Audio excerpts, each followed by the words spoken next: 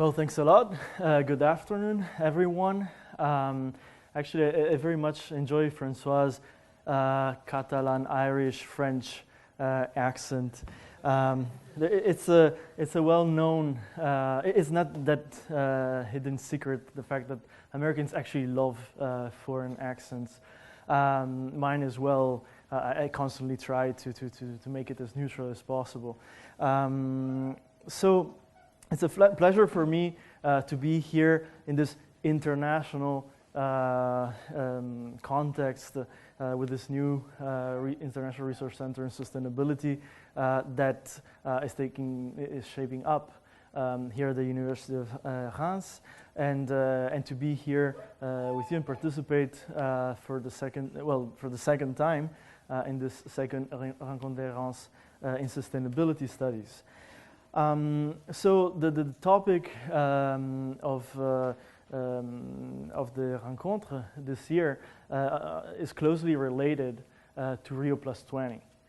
And I won't bore you right now with the language and the details of the final declaration, the future we want. But as you read it through, you'll find plenty of language, plenty of references about the need for innovation with regard to political institutions, to govern, to manage the world we live in, to make sure that its future is sustainable. And this language, you will find it in different places. You'll find it especially when the final declaration deals with different environmental contexts, let's call them like that, the seas, coasts, lakes, rivers, mountains, as well as global issues such as climate change, biodiversity loss, etc. But when we look at the different innovative options for governance, unfortunately, we find ourselves a little bit at loss because as we look at what we have in front of us and what different actors speak about, well, actually, there's very little institutional innovation taking place. And one of the few institutional configurations which now for several years, several decades, actually more than a century, have been considered as one of the possible instruments that are going to allow us to govern our different ecological contexts and global challenges in a more sustainable manner, is environmental regions.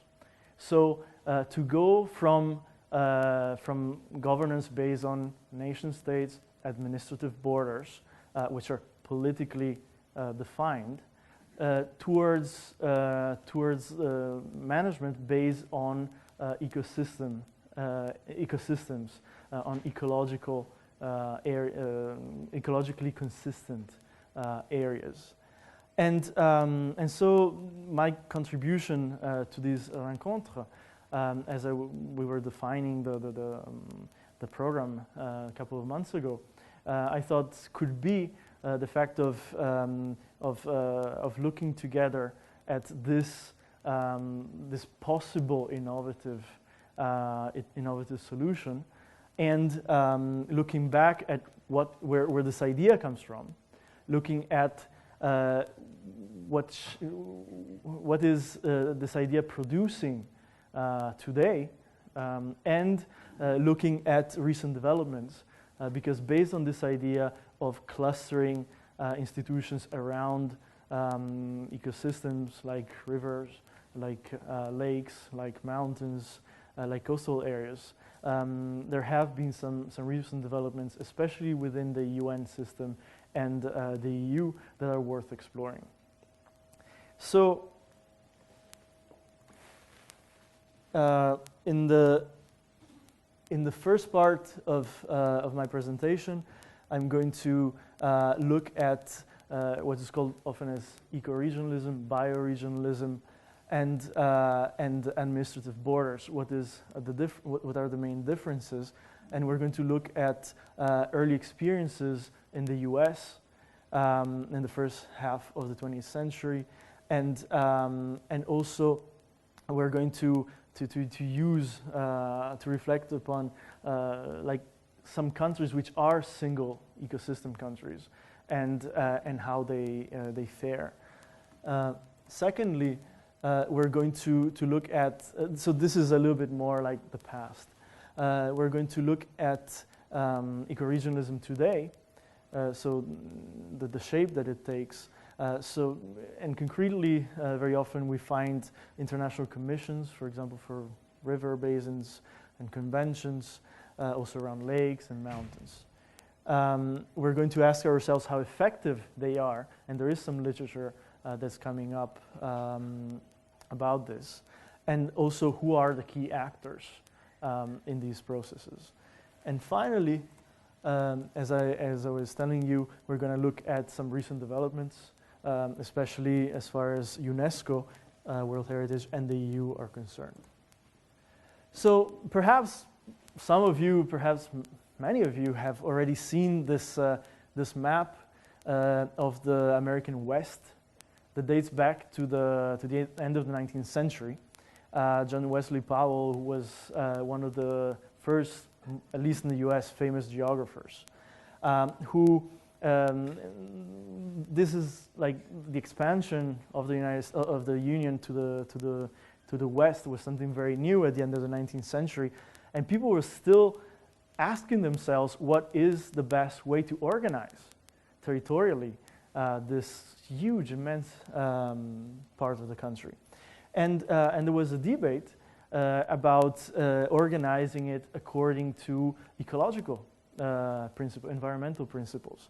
And one of the proposals by John Wesley Powell was to organize this based on river basins. And here you find one of the very first maps of one of the very first proposals that were put forward, and it was published in the National Geographic magazine when it was still a scientific journal. This had actually some concrete, produced some concrete results. As you'll well know, like the western states of the United States do not follow strictly, at least, only environmental constraints. Very often they follow simply like geographical coordinates, just as a rational device, a simple device to divide the land. But at the time of the Great Depression, after 1929 crisis, the US government was thinking very actively at what were the causes of the depression and what could be the solutions. And one of the causes that were found was that precisely there was a mismatch, that the institutions, the administrative borders that were there, had been created, did not fit the environmental challenges and the environmental context where these institutions were acting, were working. So one of the probably most famous initiatives that actually was put in place is the Tennessee Valley Authority in 1933. And this was really one of the landmarks projects under the New Deal. So it was starting from the Tennessee is a river, is a large river in the United States that finds itself in a depressed, socioeconomically depressed part of the country. Average revenues were back then significantly lower than the rest of the country. Also because the Civil War, which had taken place not too long before, was fought precisely in this part of the country. Combining a little bit this innovative idea of trying to organize administrative structure around natural geographical regions, this area was taken as a pilot area to try to develop this area in an integrated manner, in a manner that respected the environment and also maximized socioeconomic success. And this project, as you can see from the part above of the higher part of the graph, it is based especially on a series of dams that some of them have been built, that were supposed to be built. And around these dams, hydro energy production, industry was supposed to develop, but also agriculture, so water was supposed to be delivered to the fields in a more rational manner. And the idea was that functioning integrated planning plan like this was supposed to spur a socioeconomic development that was compatible with the environment it finds itself in. The truth was that this was one of the great failures, actually, of the New Deal, because even if it's a very rational, very logical initiative, actually it failed to deliver for many reasons, and there's a vast scholarship about this. That's why, then came the war. The war actually what got the United States out of the depression. The economy started working again. So for some time, like, these ideas were a little bit forgotten, a little bit put on the side. But we get to the 1960s, and the Cold War was in place, as you will know, and there were serious concerns about the Soviet Union not only catching up with the United States, but actually outpacing the United States in terms of socioeconomic development. So it was already under the Kennedy government, the Kennedy presidency, the Johnson presidency, that these ideas of how to innovate, how to outpace the Soviet Union, also in terms of territorial development, regional development, were reconsidered. And so a critical assessment of the Tennessee Valley Authority experience was undertaken. And one of the limits of that past experience was the fact that it was too much planning. Like you were saying yesterday, sometimes it's better to let things go, and the best way to plan is not to plan, basically. So the federal government, what it did was taking another region, another part of the United States, which was socially and economically depressed, the Appalachian region. So you see here is a map.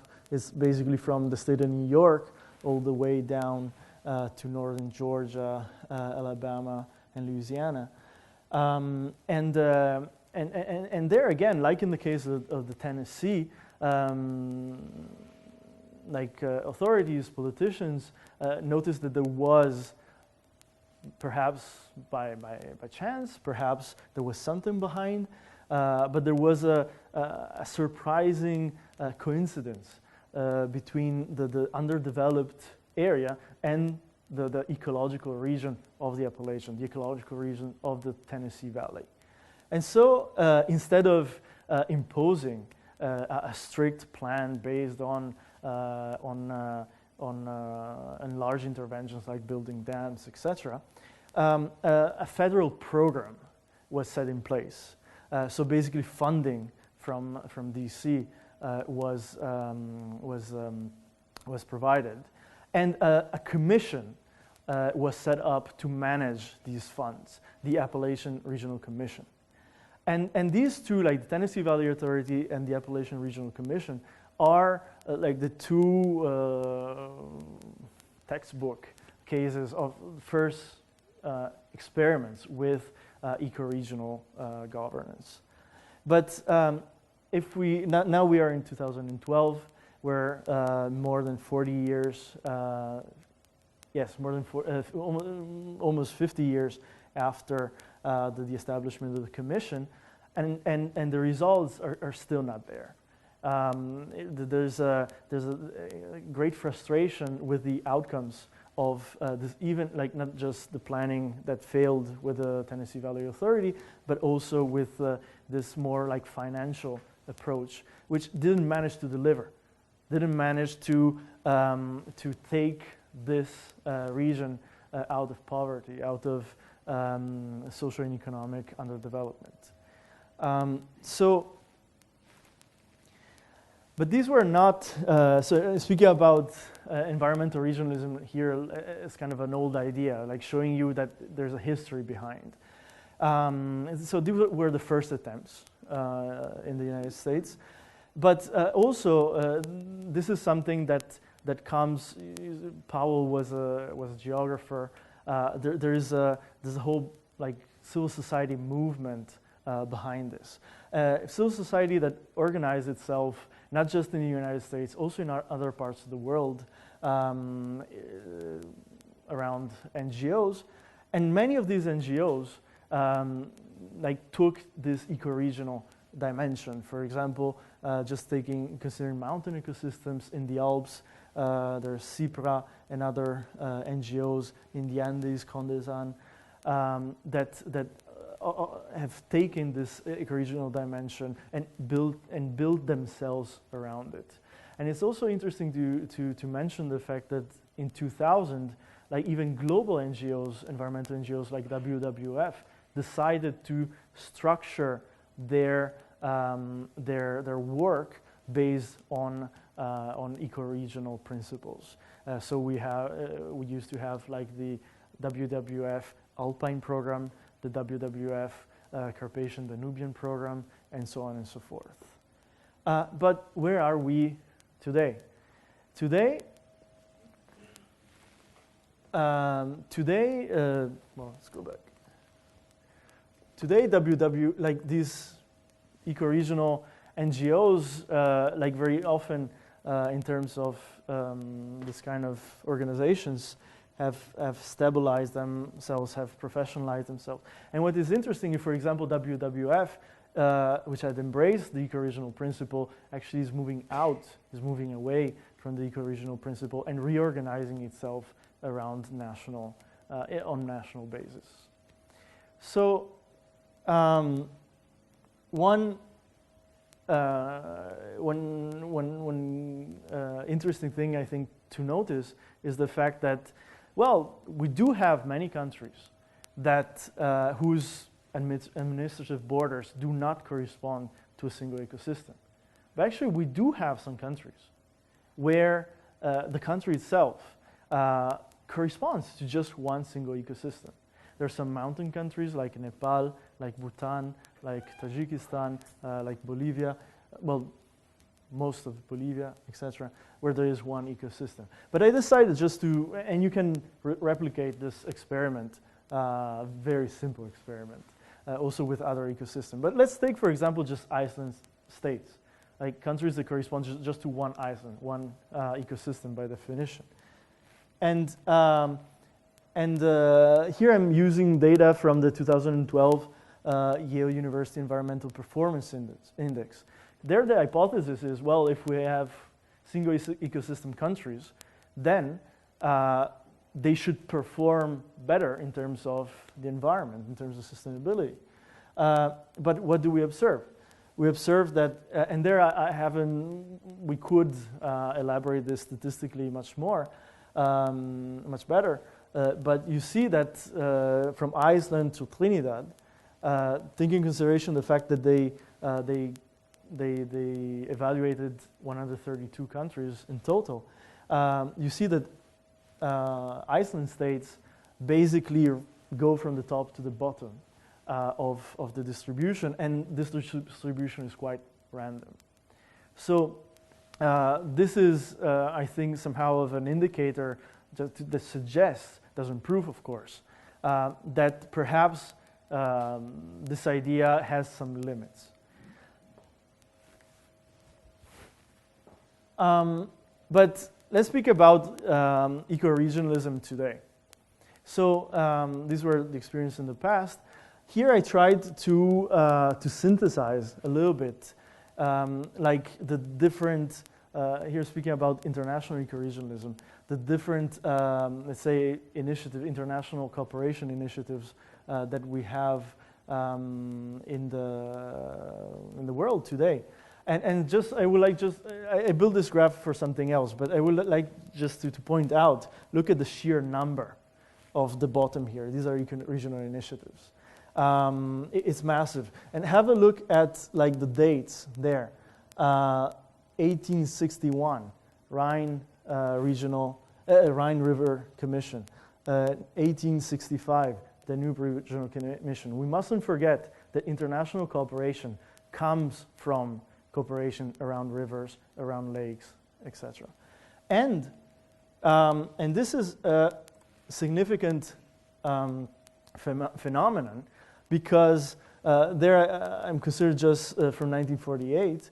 You see that across time, we are creating more and more regional institutions at the eco-regional basis. Right now, we are almost at 80 different institutions in the world. This is interesting for a couple of reasons. First, because these are usually very small programs, small initiatives, etc. But taken together, we're speaking in terms of thousands of people that work in these structures. We're speaking about millions of euros that are invested in these structures. But also from a scientific point of view, we see that, well, one of the problems we have studying, for example, international relations, international organizations, is that the number of phenomena is not very significant. So it's very difficult to use statistical methods to investigate these phenomena. But something that lots of researchers find interesting about eco-regional cooperation initiatives is that the number is sufficient and they're sufficiently comparable that people are starting to use actually more and more sophisticated statistical tools to compare them and to analyze them. So how do they look like, these institutions? When we look at them, they are like small international organizations. And we'll speak a little bit more about this in a minute. Also, scholars like Peter Haas have, in the 90s, pointed out that usually around these small regional cooperation initiatives, we see epistemic communities. We see groups like knowledge that is framed, groups of scientists and policymakers that come together and develop these environmental processes, but also develop and create knowledge about these ecosystems. Also, something that's quite surprising about these initiatives is the fact that when we look pretty much at each one of them, we find out that states, so nation states, so traditional administrative structures, so precisely what these initiatives were supposed to be the antidote against, they're supposed to counter, actually have still maintained a dominant position within the management of these institutions. And here is actually like Breitmar Underdal in Norway and Oran Yang at Santa Barbara in California are among the pioneers of trying to analyze these institutions using very sophisticated statistical models. They cross-tabulating most of them, try to ask the question, well, how effective are these institutions? And something we know, that emerges from their analysis, of course it needs to be refined, etc., but that they tend to be more effective when there is solid knowledge about the ecosystem itself, so that the epistemic community behind it can give a clear picture of the challenges faced by the ecosystem, and political leaders manage to forge deep and dense rules so that there's not much leeway about the implementation of these agreements. And the typical, this is just an example of one of them that I developed, the typical organizational chart of a regional environmental agreement is like this, and you see it looks like a very normal administrative structure with the Secretary General, with directors, several officers, experts that collaborate, assistants, and these initiatives, they tend to have an organizational structure, at the intergovernmental level, with a COP, with a conference of parties at the ministerial level, with a permanent committee at the high officers, high-ranking officers levels, and expert working groups. So with a permanent secretariat usually. So those of you who are familiar with the structure of an international organization, we find basically the same structure here. And you remember I was telling you before, if we had to represent the position of, let's say, the most dominant actor within these processes, the picture would look more like this. We would have the state parties on top, and the institutions, let's say, in an instrumental position. And this is a very important point to stress. These processes, as they are right now, I'm not speaking about the way they should be. I'm not speaking about the idea and ideal behind, but I'm speaking about the way this ideal is actually put in practice today at the international level. These institutions that are supposed to go beyond the nation state are actually, as they function right now, instruments of nation states to pursue cooperation policies, cooperative policies. So we clearly do not find ourselves in a position where these institutions find themselves at a supranational level that they can impose on the member states, on the state parties, anything whatsoever. And the fact of this kind of predominance of the nation as really the key level where to intervene somehow can be very simply illustrated. I'm sure some of you have seen these pictures. On the left, on your left, you find a satellite picture. Here's a picture taken from an helicopter about Santo Domingo, which you know is just one island, and where we find two different states. On the one hand, Haiti, one of the poorest countries on earth, and on the other hand, Santo Domingo, which is not the most rich country in the world, but is much more wealthy. And there you see from the picture, that there's something different, on our right and our left. Well, on our right, it's Santo Domingo. On our left, it's Haiti. And the big ecological difference that we can spot immediately with our eyes is the border. And that's a national border. I think this is a very eloquent way to depict the fact that whatever we're doing in the field of international cooperation, etc., the key actors, the dominant structures are at the state level. So what are the most recent developments in terms of using this old idea, but that is still needs to be explored, and still that many people consider it to be the innovation, the cutting edge in terms of environmental governance? There are basically two. One, in the United Nations system, Unesco is trying to harmonize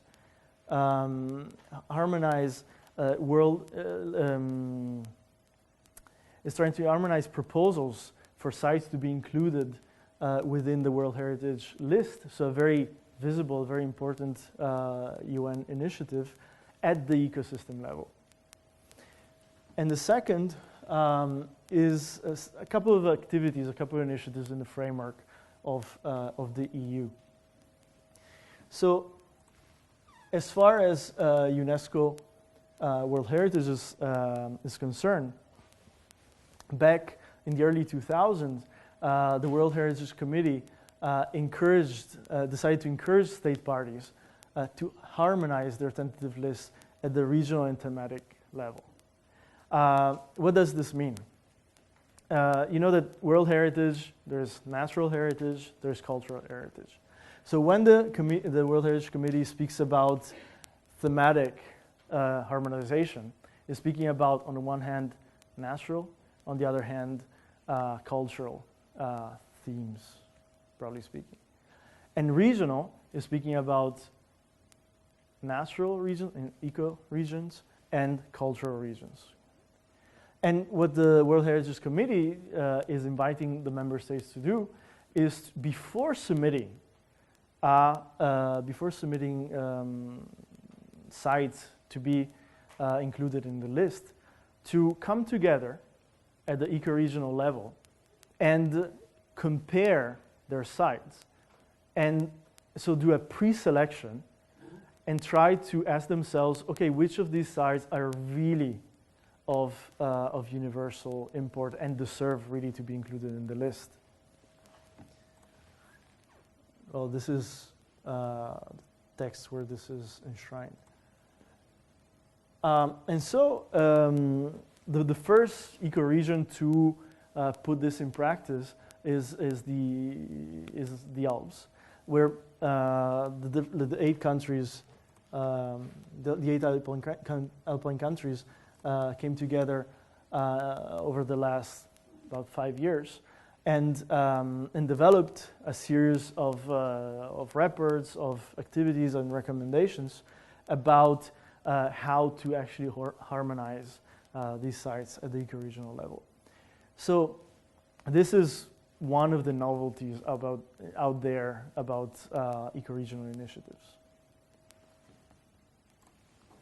The other one is in the framework of the European Union. The European Union has proven over the past decades of being really one of the great incubators of innovation at the institutional level.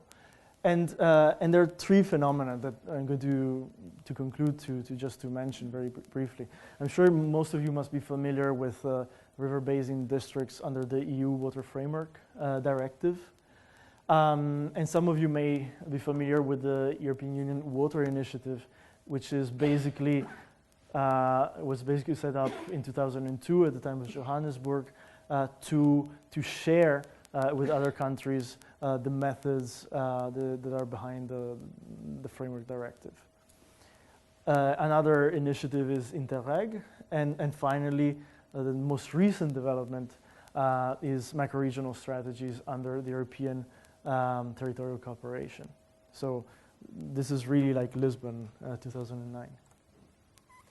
So with regard to Water Framework Directive, the directive basically imposes member states to go from administrative-based management of rivers to river basin management. River basin districts have been set up, and authorities are also being set up for the management of rivers. One of the advantages of this kind of initiative is that this allows the different institutional actors and the different also, let's say, like civil society and also economic actors to come together and discuss the management of the same river in the same instance, because the coordination before was done at the national level and perhaps at the international level. There are some rational advantages, of course. They're very intuitive. There are also some limits, because as member states are, and there's vast literature about this, are implementing river basin management, they're finding out that actually when you need to go out and make interventions, actually the river basin authorities have very little means of their own, and they constantly have to use services at the traditional level, so municipal, departmental here in France, provincial,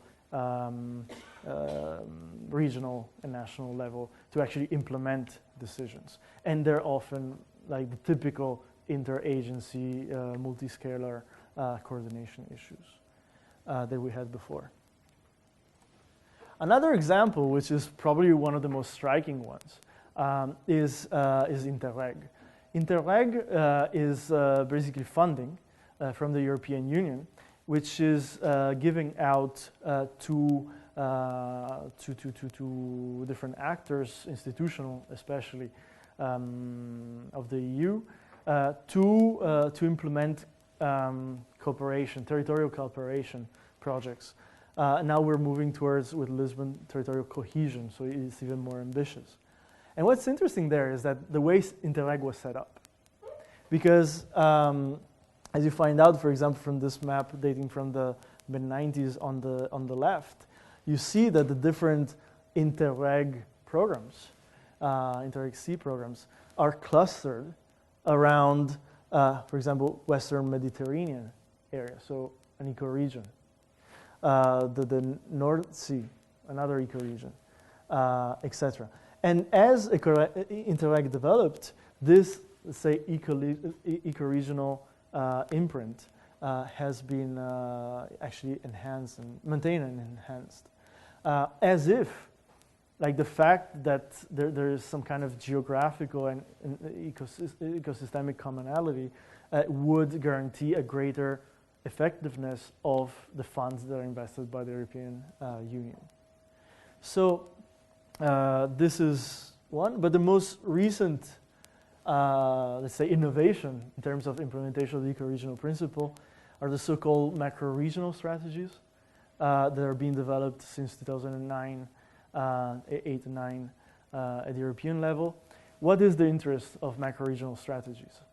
Interreg, which dates back to the 90s, was basically money that was put on the table by member states and by European institutions. But very often, one of the criticisms was that it lacked a strategic vision. Okay, it was just money there that people could apply to, and there would be a very political process about how this money would be distributed. But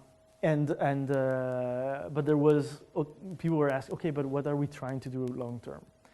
So to try to solve this issue, European institutions decided to try to develop macro-regional strategies, which are not only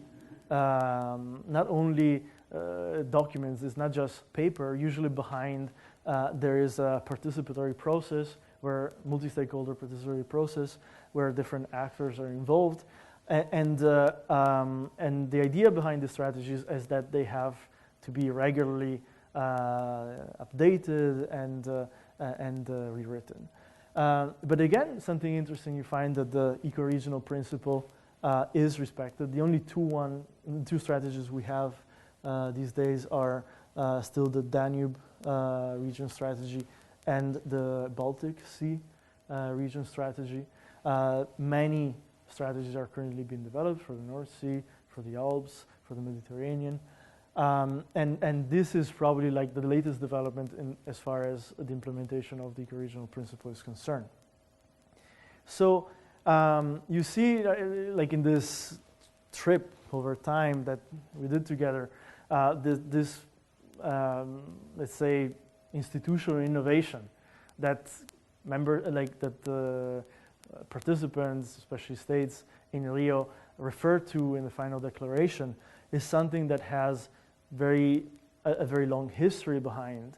That's something that we can start evaluate, like with efficiency and effectiveness, we can start to evaluate also quantitatively. And there I really encourage like young scholars to look into this and to try to use this wealth of information that is there to ultimately really be able to assist decision makers and help them take decisions about the implementation of programs such as macro-regional strategies in an informed manner, in a manner that takes in consideration this long history behind. Because the way that the existing instruments have been developed is often like starting from scratch, thinking that this is something new because nothing has been done before. So I think it's very important also for us as scholars to come together and to consolidate the knowledge we have about these institutional systems, so that we can then build upon it and be able to really develop institutions that are conducive to more and more sustainable outcomes.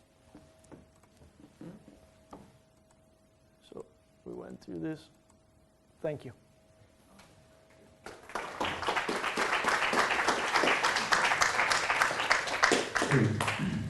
Thank you, John. Well, that's really interesting work. You work on that for a PhD too, and it's a big part. It's a book project. You have a book project on that, and especially what you tell about the inversion, you know, of state place. It's quite interesting. So let's for some questions. This time I have one. It's a kind of controversy when you speak about ecosystem state, you know. I'm not quite sure we all agree on what is an ecosystem. For example, if you take Nepal, you have the Terai, that is tropical place. You know, it's a very specific ecosystem. And you have high altitude alpine ecosystems. So you have the same, for example, in Bolivia, you have a gradient of height between the, so, or something else. When there was this map of Haiti, you know, you have Haiti on the one side and you have the Dominican Republic on the other side, and yes, it's quite different. Well, part of it is due to the power and the way it is enforced, but part of it is the climate that's somewhat different, because you have winds and rains on the west and the east, very different, you know. So the question is, how do we decide, because it's a political process, that we consider this to be only one ecosystem? And I have another example with the water framework direction. It looks like, how to say, you have areas that are water basin, but if you look carefully, not exactly. For example, Scotland is only one water basin. You have a lot of rivers there. And on the other side, Ireland, you have 10. And I say, okay, probably there are some political conflicts, you know, some power struggles that decide there we want to have one ecosystem, and in the other, for example, 10. So I'm very interested in knowing if you think about that, and if there's some way we can arbitrate and decide how this political decision is made, to say this is an ecosystem and this is not, or 2, 3, or 4, because it's a very subjective matter, finally. Yeah. No, definitely. Should we collect different questions, or how much time do we have? Yeah, we don't have a lot of time, but... Okay. Ma question a complété la tienne. Ah, okay, Okay. if you want. But you do it in English. Yes. Okay. That's my question completes François' one, since I was a bit surprised to see that the recent developments were to give the priority of to one factor, and one factor rather used for very long time.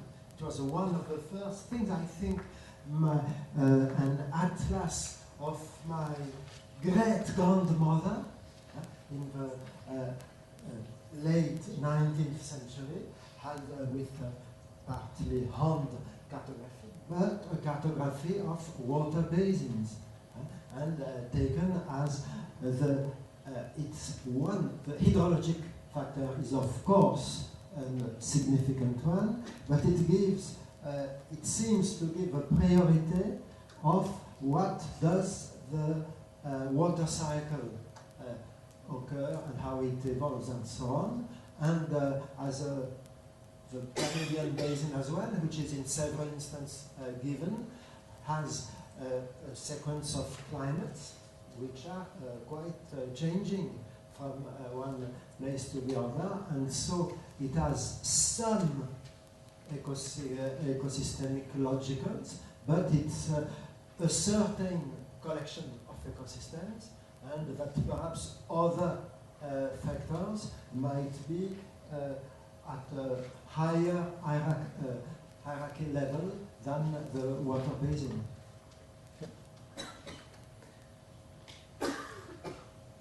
If somebody else has the same kind of question. Not exactly.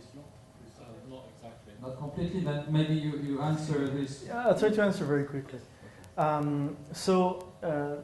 Like the scientific, geographical debate around how to define even a river basin is something that goes back a long time ago. Powell, like whose map we saw at the very beginning of the presentation, actually was one of the very first proponents of dividing the land based on river basins, and finally gave up and said it's impossible. Consider the fact that it's a very bad way of organizing communities around river basins. It's a matter of degree. Of course, like we can divide ecosystems up to the microbiological scale. But the same thing, we can scale them up all the way to the old Earth. We can consider the Earth as one, at the end, ecosystem. There, on the one hand, we must underline the role of epistemic communities, of scientists, that over time came together and came more and more to a sort of consensus about the significance of certain ecosystems over others. The same way that they come together, like biologists, for example, come together about flagship species in a specific, the fact that there are some species that at the end of the day are perhaps more important for that specific ecosystem than others. So there's a scientific consensus process that is one of the very important factors in the definition of an ecosystem. But as Sheila Jasanoff in Harvard always says, and pointed out already in her research in the 90s, that's just half of the story. Because as Francois pointed out absolutely correctly, there's a co-production on the one hand of the scientific knowledge about ecosystems, which is stabilizing around like certain ecosystems, and the Global 200, for example, project by WWF that was aiming at identifying the 200 most important ecosystems for the sustainability of our planet in the year 2000. That kind of exercise in trying to ask ourselves what are the most significant ecosystems is an exercise that has a long history and that is stabilizing. So the fact of taking, for example, considering a certain kind of mountain ecosystems as one ecosystem is the product of, I'm not an ecologist. I just take like what other ecologists, what real ecologists tell me is perhaps the most consensual, the most sound ecology out there, and use it and take it in remembering that there is a consensus building process and it is a process. But there's another process that co-produces, as Jasanoff says, for example, eco-regional institutions, which is, of course, the political process. Like on the one hand, there's the scientific knowledge, but on the other hand, there are political negotiations, there are power plays that are really fundamental in the construction, in the definition of eco-regional initiatives, but also of everything political that we find ourselves. And that's why sustainability scientists, more and more, like people who ask themselves how to actually make this world actually really sustainable, are more and more realizing the importance of understanding political processes, because they understand immediately that we can come up with the most sophisticated climate models. We can come up with the most sophisticated models about water systems, groundwaters, whatever.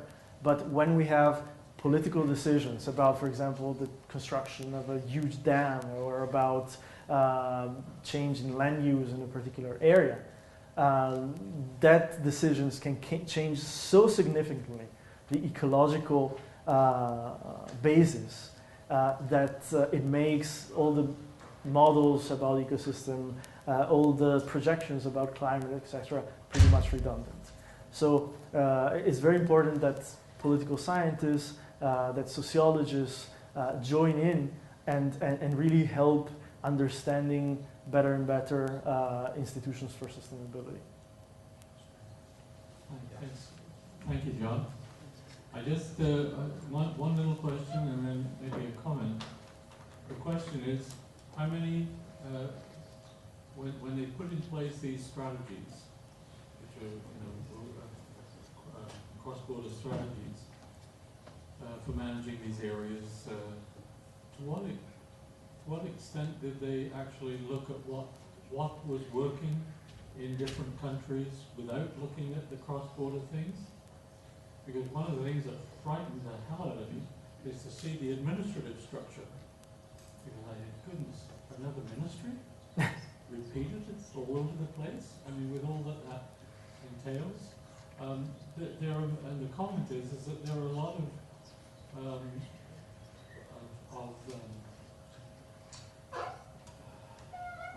I don't know whether they're eco-rich, but anyway, they say water management structures based on water basins, where we've had a very long history.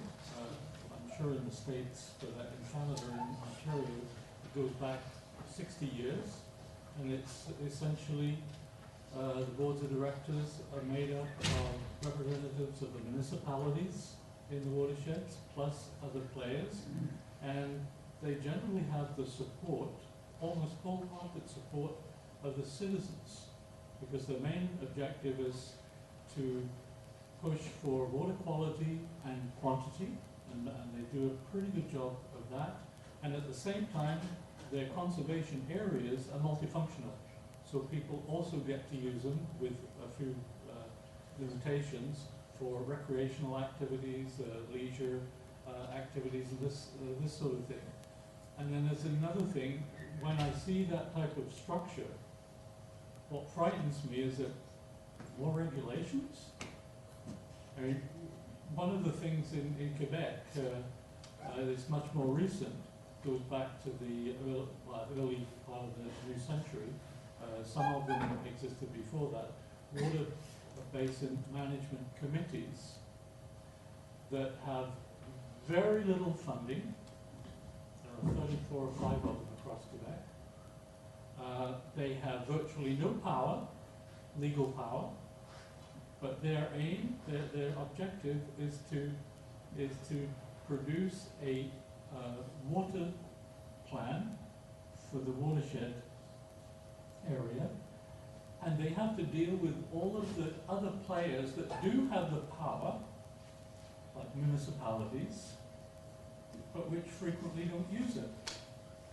So rather than just replicate or superimpose another structure, which I don't think works very well, and it just generates a bloated administrative structure, they have to work by persuasion, bringing in the different players, talking to them, working with citizen groups, and even though some of them would like to have more money and more power, I think in fact it probably works a lot better like that without having more regulations. Because we've got regulations coming out of the ears. It's just that most of those regulations are not applied, because the municipalities frequently haven't been interested. So what they're doing is a job that the provincial government couldn't do, and I'm sure two state governments either side of the border couldn't do, by sort of insisting on it. They're persuading. They're doing a much better job of it in a lot of the regions, which are complex regions, than the central state or the province in this case could ever possibly do, because nobody listened to them. No, thanks a lot for this comment, which is definitely like touches like the heart of the issue. And actually, I'm currently engaged, not just like this is a book project that should come out with some from Routledge Erskine sometime early next year. But like the next project that I'm working on together with other colleagues is about eco-regional mobilizations, how these things actually come to happen. And while there are some, well, I don't know, at this stage we cannot say some, most, but there are, that's for sure, eco-regional initiatives that are problem-driven, that start from, and this is very often, like in a river, in a specific watershed, that there is a concrete issue, that different authorities do not manage to agree on how to use this shared resource. And so a committee is created actually to mediate and to bring together different actors and to try to come up with a consensus about the management of the single watershed. So that is, let's say, the most logical path to developing an initiative. But then there are also other paths. There are initiatives such as, for example, in the Alps, where it's really not problem-driven. It's really about people that believe ideologically that it would be better to believe ideologically that failure in maintaining ecosystems comes from failure from existing institutions, national governments, regional governments, local governments, and so there's a need to go beyond and ideologically push for the development of eco-regional institutions. That's also a case. Another case is, and that's, again, I cannot say if it's marginal, if it's dominant, but it's definitely there. There is a dynamic where also, not just for NGOs, also for intergovernmental institutions sometimes, where there is funding made available by international institutions, development banks, foundations, great donors, etc. And it's a way to capture this funding in areas where funding is needed. So there are eco-regional institutions out there which are called eco-regional initiatives, but in fact they're more like funding transfer initiatives, labor initiatives to lower unemployment in a certain sector. But this is something definitely worth studying, and I hope that in the next future, to be able to come up with more and more precise answers about especially the typology of these institutions and the importance of the different typologies. There was another question up there. If we have 2 minutes. Because we're running short of time, but go on, go ahead. First, congratulations on a presentation that for me is refreshing and very new. You don't get to see these things every day, and the specificity of it is excellent. My question, going back to environmental governance, and I'll use an example so you understand where I'm coming from, is basically how do you see the future and the real possibility of giving authority to an international organization to actually govern and decide and impose decisions, mandatory decisions, on a supranational level. I'll give you an example, or several. The Jordan River, the eternal issue between Israel and Palestine. Another one, the Great Lake regions in Africa. Another one, very simple, Bolivia, the access to the sea and the eternal discussion with Chile, somehow progressing now. But is there, in your opinion, it is feasible to think that in the near future, the multilateral system will give authority to an organization to actually intervene and try to mediate? How do you see it? Well, there are many examples where multilateral organizations have come in to conflictual situations and actually imposed like international management of certain areas. Before the UN, now that the UN exists, for sure this is something that will exist also in the future. But it's important to highlight the fact that, well, these are political processes. These are like, we're speaking about crisis management. And that like imposing a supranational solution is a kind of ultima ratio. It is a sort of less option once you've run out of all other options. Like normally,